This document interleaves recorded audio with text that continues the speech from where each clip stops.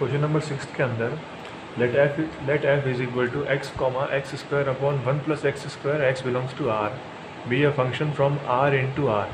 Determine the range of f.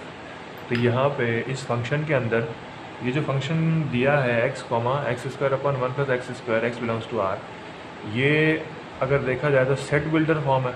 और जब भी हमारे पास अगर कोई फंक्शन सेट बिल्डर फॉर्म में दिया हुआ होता है तो सेट बिल्डर फॉर्म में जो फर्स्ट वाला पोर्शन होगा वो हमेशा ही x होगा, और जो मेन फंक्शन की वैल्यू है वो हमारे पास ये सेकंड वाले जो ऑर्डर्ड पेयर का जो सेकंड पोर्शन है उसमें दी हुई होगी। तो फर्स्ट वाले पोर्शन में हमेशा x होगा अगर वो फंक्शन है और सेट बिल्डर फॉर्म में दिया है, तो ये हर फंक्शन के अंदर यहाँ पर तो x ही होगा और सेकंड वाले पोर्शन में फंक्शन की वैल्यू दी होगी। तो एक तरह से ये f x is equal to जो दिया है हमको x square upon 1 plus x square दिया, और इस फंक्शन का हमको आर से आर हमको एसोसिएशन करना है। कहने का मतलब ये है कि ये डोमेन और कोडोमेन हमको दिया है, डोमेन और कोडोमेन सेट दिया है, इसका हमको रेंज निकालना है। तो रेंज निकालने के लिए जैसा कि एक तरीका पहले भी हमने बताया था कि एफ एक्स की जगह हमको वाई पुट कर देना और फिर x square upon 1 plus x square. अब यहाँ पे हमको वाई की वैल्यू दी हुई है इन टर्म्स ऑफ एक्स, तो रेंज निकालने के लिए हमको x की वैल्यू लानी है इन टर्म्स ऑफ y। तो कैसे करेंगे, इस पूरे पोर्शन को हम यहाँ क्रॉस मल्टीप्लाई कर देते हैं, तो y into 1 plus x square is equal to X square आ जाएगा, और यहाँ पे y plus Y X square is equal to X square. अब इस वाई एक्स स्क्वायर को उधर भेज देते हैं, तो y is equal to X square minus Y X square आ जाएगा। ठीक है, उसके बाद में इन दोनों में से हम क्या करते हैं, एक्स स्क्वायर कॉमन निकाल देते हैं। एक्स स्क्वायर कॉमन निकालेंगे तो 1 माइनस वाई, और एक्स स्क्वायर की वैल्यू इस 1 माइनस वाई को मल्टीप्लाई हो रहा है, यहाँ डिवाइड में भेज देंगे तो वाई अपॉन 1 माइनस वाई आ जाएगा। अब यहाँ पे एक्स स्क्वायर की वैल्यू हमारे पास आ गई है वाई अपॉन 1 माइनस वाई, तो यहाँ से एक्स की वैल्यू क्या आ जाएगी, plus minus y upon 1 minus y का स्क्वायर रूट। इतना करने के बाद में हम लोग क्या करेंगे, ये जो हमारे पास x in terms of y आया है, तो जैसे डोमेन के अंदर चेक करते थे कि x की कौन सी वैलिड वैल्यूज़ हम पुट कर सकते हैं रेंज वाले केस में, तो यहाँ पे स्क्वायर रूट के अंदर y अपॉन 1 माइनस वाई है। तो पहली चीज़ तो ये है कि ज़रूरी कंडीशन है कि जो रूट के अंदर वाली क्वांटिटी है वो पॉजिटिव होनी चाहिए। कि ये वाला पोर्शन पॉजिटिव कब होगा, तो पहले देखते हैं कि y अगर ग्रेटर देन ज़ीरो है, y अगर ग्रेटर देन ज़ीरो है तो ये वाला पोर्शन ऊपर वाला तो पॉजिटिव आएगा। अब नीचे वाले के अंदर देखिए, अगर y ग्रेटर देन ज़ीरो है और लेस देन 1 है तो नीचे वाला पोर्शन भी क्या आएगा, पॉजिटिव आएगा, क्योंकि 1 माइनस वाई जो है y की जगह 1 से कम वैल्यू पुट करेंगे तभी पॉजिटिव आएगा। अगर y की जगह सपोज हम 2 पुट करते हैं यहाँ पे, तो 1 माइनस 2 तो क्या नेगेटिव होता है, और ये पूरा पोर्शन जो क्या है नेगेटिव हो जाएगा। तो हम क्या करेंगे, केवल 0 से 1 के बीच में वैल्यू लेंगे, वरना क्या हो जाएगा, नेगेटिव हो जाएगा इस डिनोमिनेटर वाले पोर्शन में 1 माइनस वाई। अब ये 1 माइनस वाई चूँकि डिनोमिनेटर में लाई कर रहा है, तो डिनोमिनेटर की कंडीशन होती है कि डिनोमिनेटर कभी भी 0 के बराबर नहीं होना चाहिए, और y is equal to 1 put करने पे 0 आ रहा है, तो हम क्या बोलेंगे, y should not be equal to 1।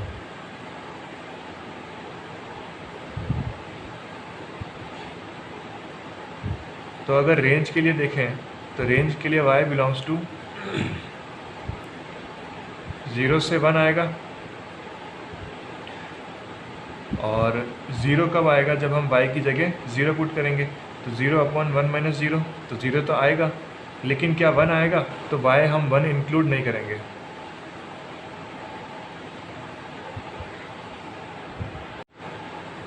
Seventh question है, let f and g be r to r defined by F x is equal to x plus 1 and G X is equal to 2x minus 3। Find f plus G, f minus G और f upon जी। तो ये question हम पहले भी cover कर चुके हैं, जहाँ पे हमको दो फंक्शंस का एडिशन, सब्ट्रैक्शन और डिवीजन करना पड़ा।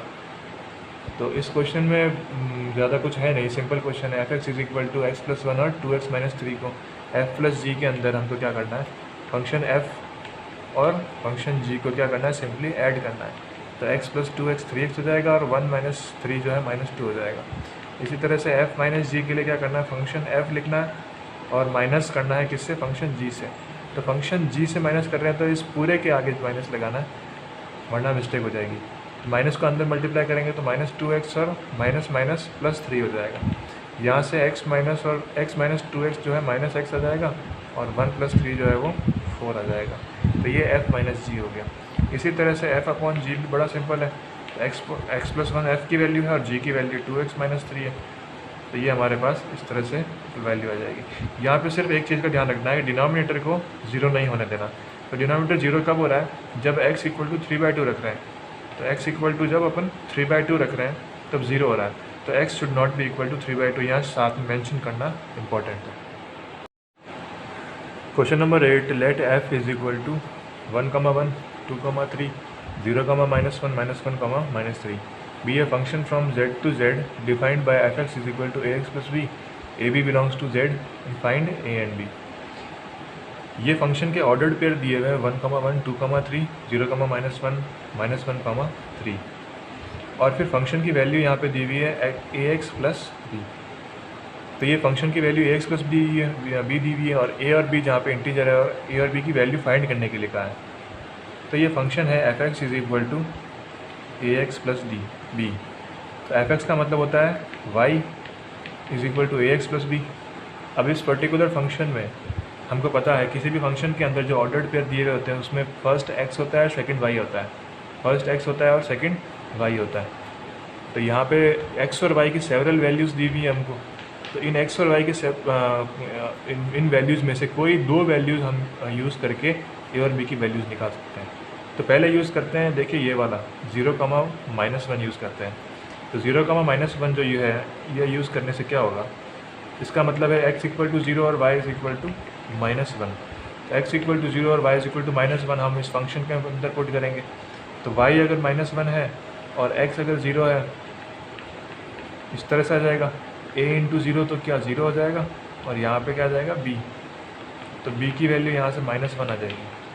b की वैल्यू एक बार -1 आ गई तो हम इस फंक्शन के अंदर इस वैल्यू को पुट कर सकते हैं। तो y = ax प्लस b की जगह हम -1 पुट कर सकते हैं। तो ये हमारा फंक्शन आ गया नया। अब इसके अंदर a की वैल्यू अननोन है। तो a की वैल्यू निकालने के लिए अब एक पॉइंट तो हमने यूज़ कर लिया। अब इनमें से जो 3 पॉइंट है इनमें से कोई एक और पॉइंट वापस यूज़ कर सकते हैं हम। तो जैसे 1, 1 अगर यूज़ करते हैं हम, x = 1 और y = 1। तो 1, 1 को लिख दिया हमने, x = 1, y = 1। अब इसमें अगर 1, 1 पुट करते हैं तो y की जगह 1, a × x की जगह 1, -1। तो यहाँ से a की वैल्यू कितनी आ जाएगी, इस -1 को इधर भेजा तो 1 + 1 2 हो जाएगा। तो a की वैल्यू कितनी आ जाएगी, 2 आ जाएगी। इस तरह से a और b की वैल्यूज़ हम निकाल सकते हैं। देखिए क्वेश्चन नंबर 9 के अंदर एक रिलेशन दिया हुआ है, relation r which is given by ordered pair a, b। तो a, b ऑर्डर्ड पेयर से ये गिवन है और a and b both belongs to natural number n। And जो कंडीशन दी हुई है हमको वो दी हुई है a = b²। तो जो रिलेशन हमको इस क्वेश्चन में दिया है उस रिलेशन के अकॉर्डिंग उस जो हमको रिलेशन दिया है वो बेसिकली सेट बिल्डर फॉर्म में दिया है। अब इस सेट बिल्डर फॉर्म वाले रिलेशन को अगर मैं रोस्टर फॉर्म में लिखूँ तो देखिए पहली चीज़ तो मेरे को ये ध्यान रखनी है कि जो मैं ऑर्डर्ड पेयर यहाँ पे लिखूँगा, इन ऑर्डर्ड पेयर के अंदर a, b लिखना है। ठीक है, क्वेश्चन में हम देख सकते हैं कि a, b दिया हुआ है। तो ऑर्डर्ड पेयर में a, b लिखना है और a और b दोनों क्या होने चाहिए, नेचुरल नंबर्स होने चाहिए। तो देखिए जो कंडीशन दी हुई है हमको, वो कंडीशन दी हुई है a = b²। तो ऑर्डर्ड पेयर हमको इस तरह से क्रिएट करना है कि a और b जो, जैसे हम यहाँ पे a, b लिखते हैं, तो जो a है उसकी वैल्यू b² के बराबर होनी चाहिए। तो इस तरह से होना चाहिए। ठीक है, तो हम एक काम करते हैं, b की वैल्यू फिक्स कर देते हैं। देखिए 1 क्या है, नेचुरल नंबर है तो प्रॉब्लम नहीं है कोई। अब अगर b की वैल्यू 1 लेते हैं तो a की वैल्यू कितनी लेनी है, 1² लेनी है। तो a की वैल्यू भी क्या आएगी, 1 आएगी। तो यहाँ से 1, 1 हम ऑर्डर्ड पेयर लिख सकते हैं।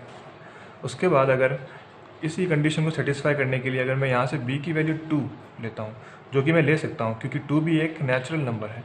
तो b की वैल्यू अगर 2 लेता हूँ तो उसके कॉरस्पॉन्डिंग a की वैल्यू मिलती है 2 का स्क्वायर, क्योंकि b का स्क्वायर करना है a की वैल्यू के लिए। तो 2 का स्क्वायर करूँगा तो 4 आएगा। तो यहाँ पे मुझे क्या मिलेगा, a, b ऑर्डर 2। यहाँ पे ऑर्डर्ड पेयर मुझे मिलेगा 4, 2। फर्स्ट क्वेश्चन में हमको पूछा है कि a, जो है वो इस रिलेशन R को बिलोंग कर रहा है। तो a कॉमा a का क्या मतलब है, a कॉमा a का सीधा सा ये मतलब है कि ऑर्डर्ड पेयर के अंदर जो दोनों मेंबर है वो दोनों सेम हो। तो अगर हम इस कंडीशन को देखें a is equal to B square, तो इस कंडीशन के हिसाब से तो केवल एक ही बार ऐसा होगा जब हम a इज़ इक्वल टू और b इज़ इक्वल टू 1 लेंगे, तो 1 इज़ इक्वल टू 1 स्क्वायर, केवल यहीं पे ये चीज़ जो है वो सेटिस्फाई करेगी। लेकिन अगर जैसे ही हम b इज़ इक्वल टू 2 लेते हैं, तो b इज़ इक्वल टू 2 लेते ही a की वैल्यू 4 आ जाएगी, और b इज़ इक्वल टू 3 लेंगे, b इज़ इक्वल टू अगर 3 लेंगे तो a की वैल्यू 9 आ जाएगी, फिर b इज़ इक्वल टू 4 लेंगे तो a की वैल्यू 16 आ जाएगी। तो इस तरह से आगे अगर हम देखेंगे b की वैल्यू अगर हम 2, 3, 4 लेंगे तो हमको a की वैल्यू 4, 9 और 16 मिलेगी। तो कभी सेम नहीं मिल सकती ये दोनों वैल्यूज़ हमको। तो a कॉमा a फर्स्ट वाले एग्जांपल में हमसे पूछा है क्या ये सही है क्या, a comma a belongs to relation r for all, देखिए यहाँ पे बोला है for all a belongs to n। तो क्या सभी a बिलोंग्स टू n के लिए ये कंडीशन सेटिस्फाई हो रही है? नहीं, सिर्फ a इज़ इक्वल टू 1 के लिए हो रही है, a इज़ इक्वल टू 2 के लिए ये कंडीशन सेटिस्फाई नहीं हो रही है। तो यहाँ पे अगर for all a belongs to n बोला है तो ये वाला पार्ट क्या हो जाएगा, फॉल्स हो जाएगा। देखिए नेक्स्ट कंडीशन हमको दी है, नेक्स्ट जो चीज़ हमको चेक करनी है ट्रू है या फॉल्स है, वो ये दिया हुआ है कि a comma b belongs to r, this implies b comma a belongs to r। अब ये स्टेटमेंट क्या बोल रहा है, ये स्टेटमेंट बोल रहा है कि a कॉमा b अगर रिलेशन का पार्ट है तो b कॉमा a भी रिलेशन का पार्ट होगा। ऐसा ट्रू है क्या? ऐसा ट्रू मेरे ख्याल से तो नहीं है। देखिए क्यों नहीं है, क्योंकि यहाँ पे a comma b belongs to r का क्या मतलब है, रिलेशन के हिसाब से अगर हम कंडीशन सेटिस्फाई करेंगे तो b इज़ इक्वल टू 1 के लिए a is equal to no doubt 1 मिलेगा, b इज़ इक्वल टू 2 के लिए a हमको 4 मिलेगा। ठीक है, तो अगर हम ये लिखें तो ये तो 1, 1 है, कोई प्रॉब्लम नहीं है, लेकिन अगर इसको लिखेंगे तो ये 4, 2 है। ठीक है, तो अगर 4, 2 बिलोंग कर रहा है रिलेशन को, तो क्या 2, 4 रिलेशन को बिलोंग कर रहा है क्या? ऐसा कोई रिलेशन है? नहीं है, क्योंकि देखिए यहाँ पे ये 2 जो है वो a की वैल्यू है और ये 4 जो है वो b की वैल्यू है। अगर हम इसको रिलेशन की कंडीशन में पुट करके देखते हैं, तो रिलेशन की कंडीशन में पुट करके देखेंगे तो a is equal to B square है, तो a की वैल्यू 2 है और is equal to B square मतलब 4 का स्क्वायर, जो कि नॉट इक्वल है। तो यहाँ पे ये वाली कंडीशन जो है फॉल्स हो गई। तो हम ऐसा नहीं बोल सकते a is equal to B अगर रिलेशन r में एग्जिस्ट कर रहा है तो b is equal to a जो है रिलेशन r में एग्जिस्ट करे, ऐसा ज़रूरी नहीं है। तो ये वाली कंडीशन क्या हो जाएगी, फॉल्स।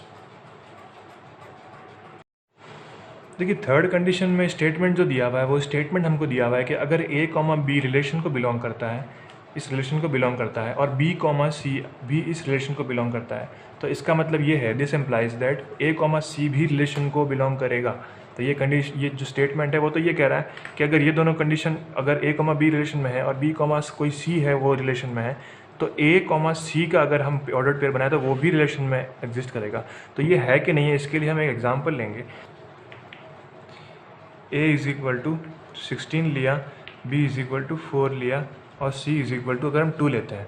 देखिए इस पर्टिकुलर ये एग्जांपल हमने लिया है, तो इसके अंदर a कॉमा b, तो 16, 4 जो ऑर्डर्ड पेयर है ये रिलेशन में एग्जिस्ट करेगा, कोई प्रॉब्लम नहीं है, क्योंकि a is equal to B square condition satisfy हो रही है। यहाँ पे b की जगह 4 रखेंगे तो 4 स्क्वायर 16 आएगा, जो कि a के इक्वल है। इसी तरह से अगर b कॉमा सी मतलब अगर मैं 4, 2 ऑर्डर्ड पेयर, तो ये भी रिलेशन में एग्जिस्ट करेगा, 4, 2 रिलेशन में एग्जिस्ट करेगा, क्योंकि देखिए यहाँ पर भी अगर a कॉमा बी स्क्वायर देखूँ तो सेटिस्फाई हो रही है, b की जगह 2 रखूँ तो 2 स्क्वायर 4 आ रहा है। लेकिन अगर मैं a कॉमा सी चेक करूँ, ठीक है, तो देखिए a कॉमा सी चेक करने के लिए a की जगह मैं 16 पुट करूँगा और b की जगह c की जगह मैं 2 पुट करूँगा। तो 16, 2 जो है वो रिलेशन को बिलोंग नहीं करेगा। क्यों नहीं करेगा? इसका रीज़न ये है कि a is equal to B square condition को ये सेटिस्फाई नहीं कर रहा है, क्योंकि a की जगह मैं 16 रखता हूँ और b की जगह मैं 2 का स्क्वायर करता हूँ तो 4 आता है, जो कि 16 के इक्वल नहीं है।